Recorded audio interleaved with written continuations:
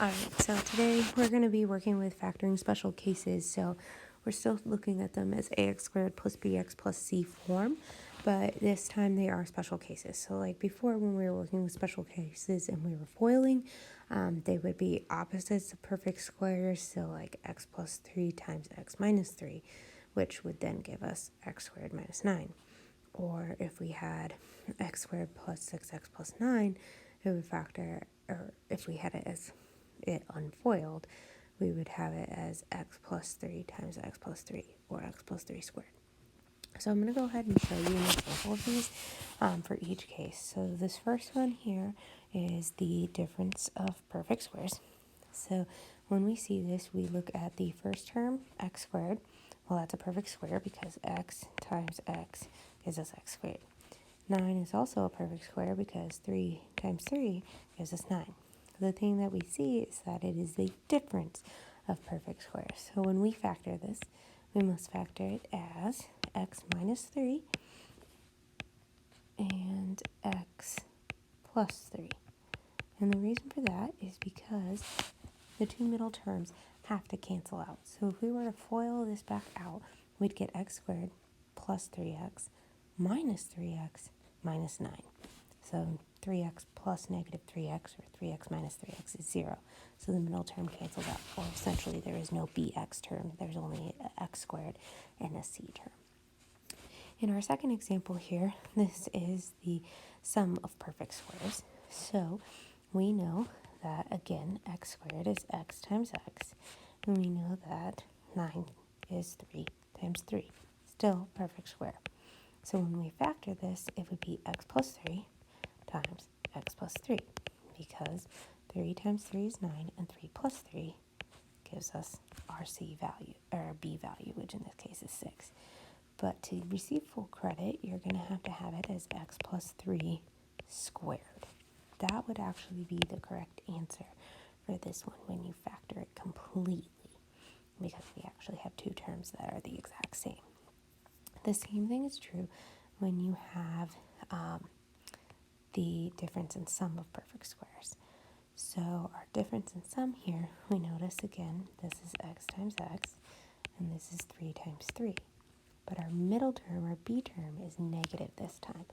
So we'll actually have x minus 3 times x minus 3. So x times x is x squared. X times negative 3 is negative 3x. Negative 3x times x is going to be negative 3x, and then negative 3 times negative 3 is positive 9. A negative times a negative does give us positive.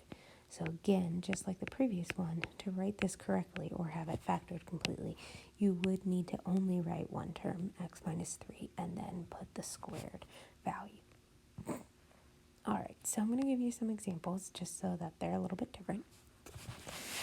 So basically, whenever you see only two terms, typically that means that they are the difference of the sum and difference of perfect squares. So when we look at this, the square root of x is x, and the square root of 49 is 7. But because we have the difference, that means we have to have one negative and one positive, because we need those two middle terms to actually cancel out. Okay? Then our next one, again, this one, still, they're both perfect squares. So this would be 9h minus 11, or sorry, not 11, 12. And then we would have 9h plus 12. Again, it's the difference of perfect squares, so we have to make sure that we have the actual difference there.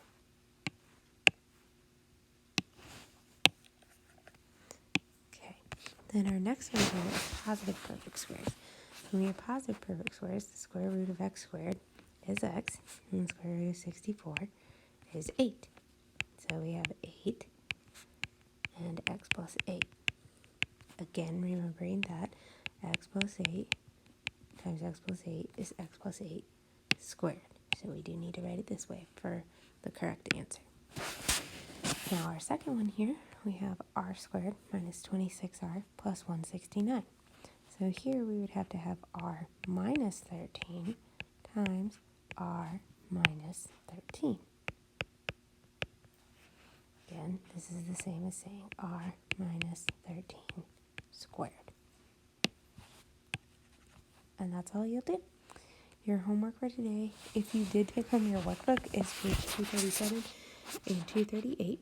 You're going to do 1 through 6 on 237, and on 238, you're going to do 13 through 18. There is not going to be a quiz today, but let's see one on Monday. I'm trying to get you guys to turn in everything that you might be missing, or if you have questions. I plan on doing a group meetup in Google Meets tomorrow, or Google Meet. I'll go ahead and post that access code again. You should have the app on your iPad, and I will be available through Canvas. I will put the access code, and I'll be available from about 1 o'clock to 2 o'clock tomorrow. If that time doesn't work for you and you still have questions, let me know, and we can still try to set up a meeting time and do face-to-face interaction. I hope everything's going well, and I look forward to seeing all of your submissions for this week. By the end of the week, it will make it much easier. Thanks. Have a good